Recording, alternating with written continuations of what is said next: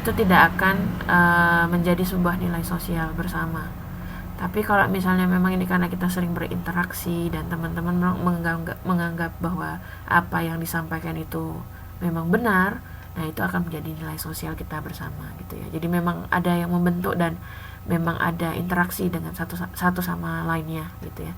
Nah nilai sosial itu juga bisa ditularkan, sama kayak penyakit. Nggak, sosial ditularkan. Kenapa bisa ditularkan? Karena ya tadi manusia itu kan selalu berinteraksi ya, minimal sekarang udah ada, nggak harus ketemu lah. Kadang teman-teman sekarang yang zamannya sosial media, lihat di Facebook apa misalnya, lihat semua aktivis Facebook kan. Ini misalnya saya posting sesuatu tuh langsung komentarnya langsung tuh, waduh ini update banget. Itu juga ada selain sosial media, terus ada WhatsApp atau semua yang lewat gadget gitu ya.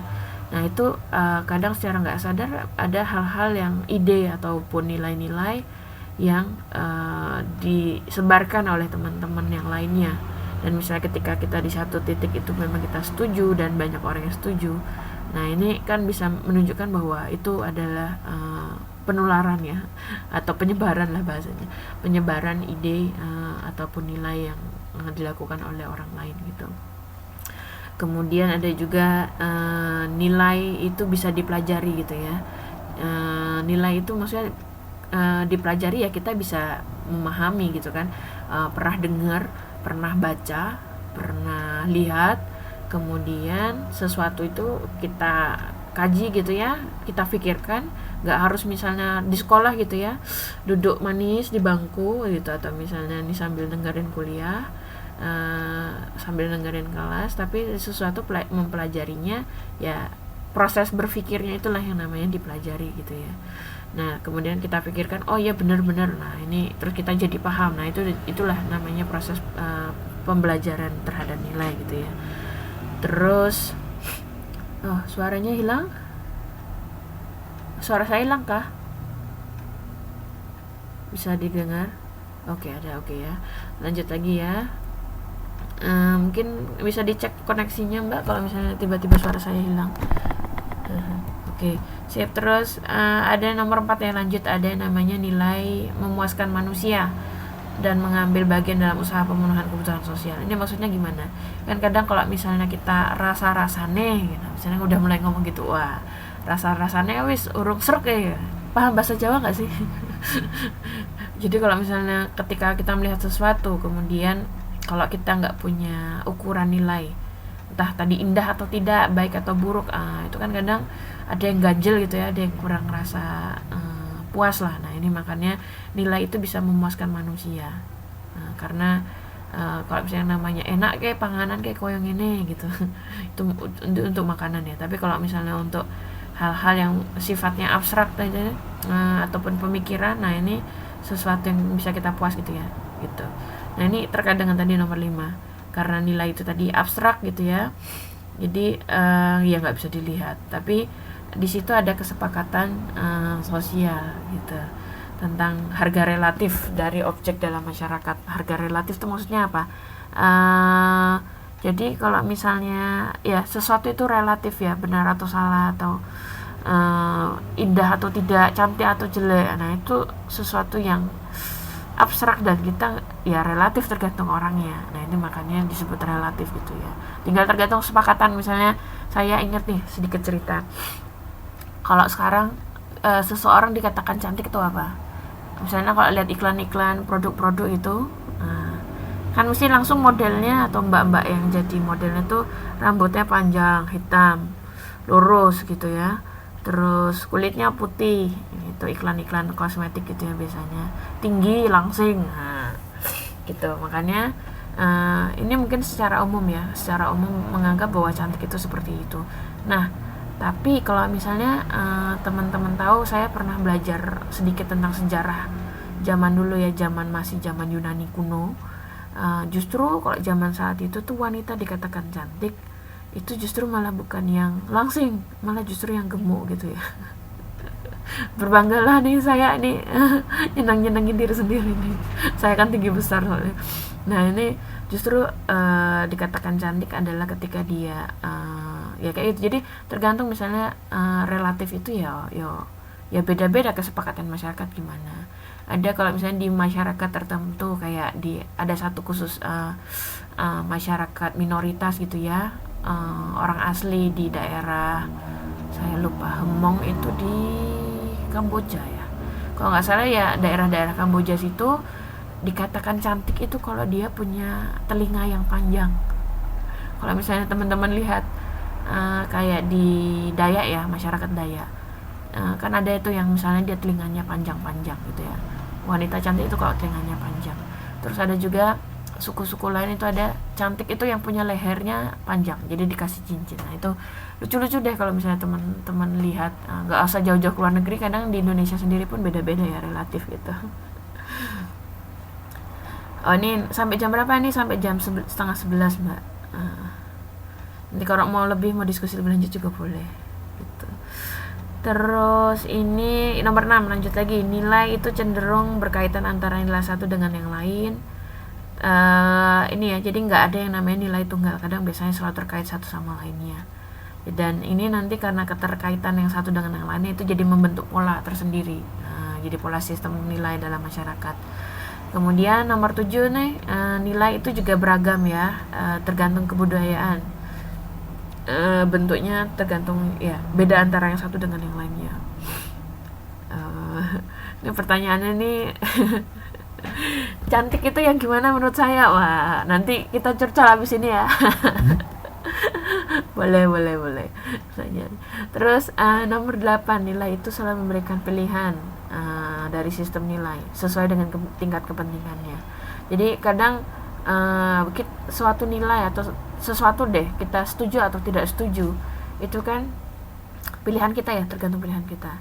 Tinggal kita apakah menurut kita itu penting atau tidak. Nah ini yang makanya sesuatu dikatakan penting atau tidak itu ya akhirnya kalau bisa penting berarti kita pilih, kalau enggak ya nggak usah dipilih gitu. Jadi sama halnya dengan nilai seperti itu gitu ya. Terus fungsi nilai sosial nih, kenapa sih harus ada nilai sosial? Soalnya nilai sosial itu memang sebagai faktor pendorong ya, dan ini nanti berkaitan dengan nilai dan cita-cita dan harapan. Kayak tadi Mbak Tia nanya ya, apakah itu terkait dengan motivasi? Itu salah satunya.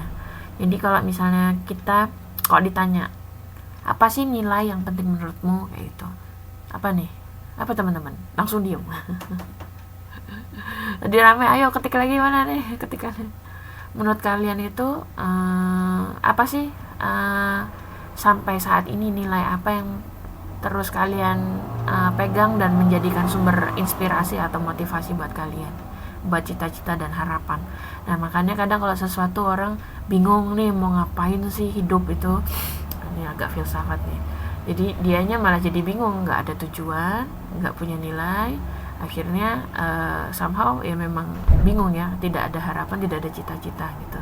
Nah ini makanya kadang secara nggak sadar kan, misalnya setiap orang punya cita-cita pengen jadi kaya. Nah tentu di baliknya itu adalah ada faktor pendorong ya, nilai apa sih yang dia pengen raih atau kita ingin sampaikan gitu ya, ingin sampai. Terus nilai sosial itu juga sebagai petunjuk arah gitu ya, ada cara berpikir, terus berperasaan, bertindak, memilih, milih baju tuh juga. Kadang kalau saya untuk baju-baju itu saya agak bingung sebenarnya, karena memang penilaian saya terkait dengan produk fashion tuh masih agak aneh. Ya macam-macam. Terus ada juga sarana untuk menilai sesuatu ya di dalam masyarakat. Mulai dari yang paling kecil aja, memang gampangnya adalah ini ya, mulai dari kita milih makan gitu kan. Pemilihan makanan itu juga ada berdasarkan nilai-nilai tertentu kan. Wah ini yang sehat atau tidak sehat, atau ini nanti menggemukkan atau tidak, yang ini bisa apa, yang lagi rame tuh detox gitu ya, bisa mengeluarkan racun atau enggak ya.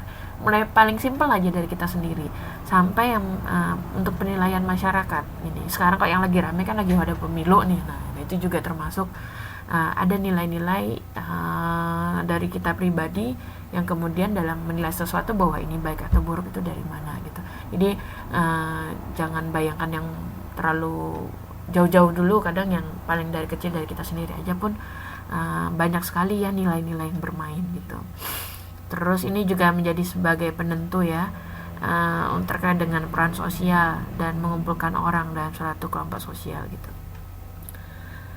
Terus aduh ini ngomongin makanan chow tofu, saya belum pernah makan chow tofu sampai ini, padahal udah 1,5 tahun belum pernah makan chow tofu.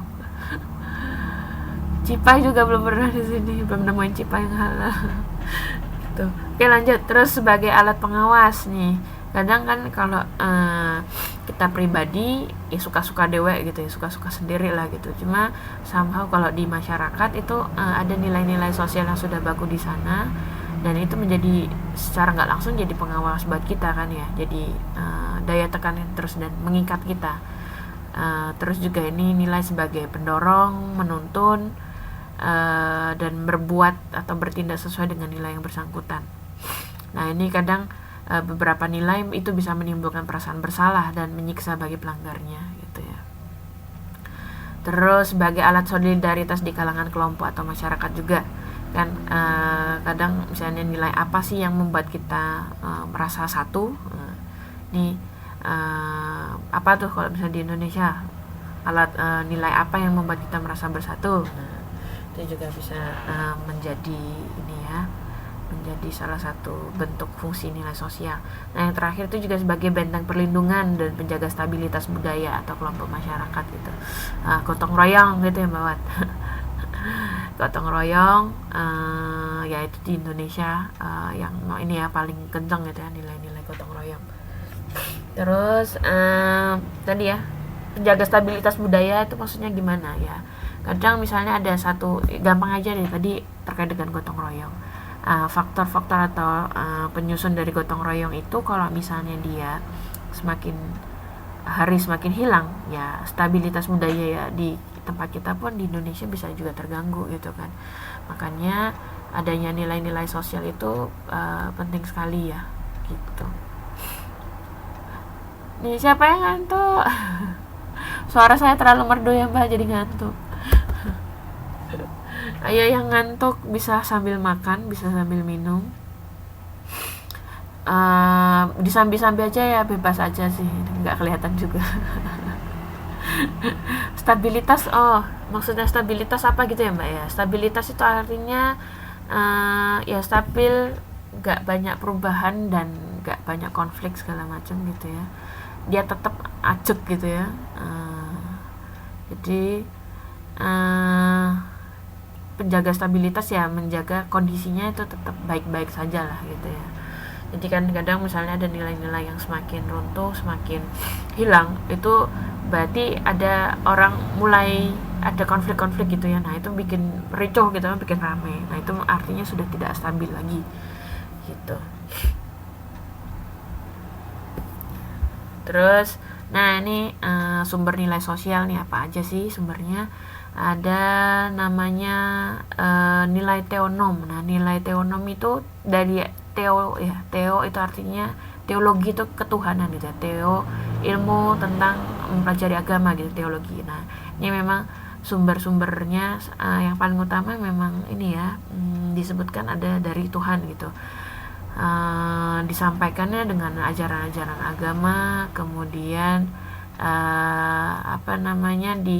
diajarkannya tuh apa saja sih, ada nilai-nilai tentang hidup sederhana, terus berbuat baik gitu ya, membela kebenaran, kejujuran. Nah ini nilai-nilai yang universal atau nilai-nilai umum yang ada di dalam agama apapun gitu ya.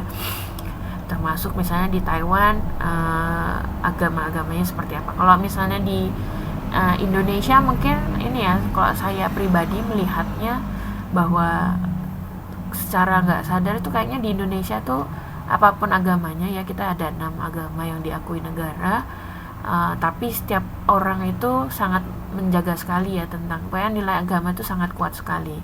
Beda halnya kalau misalnya di Taiwan, mungkin nilai utama yang menjadi sumber mereka itu bukanlah nilai agama gitu, tapi kalau menurut saya pribadi ya, yang ada di Taiwan itu, kalau apalagi budaya Cina, itu ada yang namanya nilai Konfusianisme gitu ya.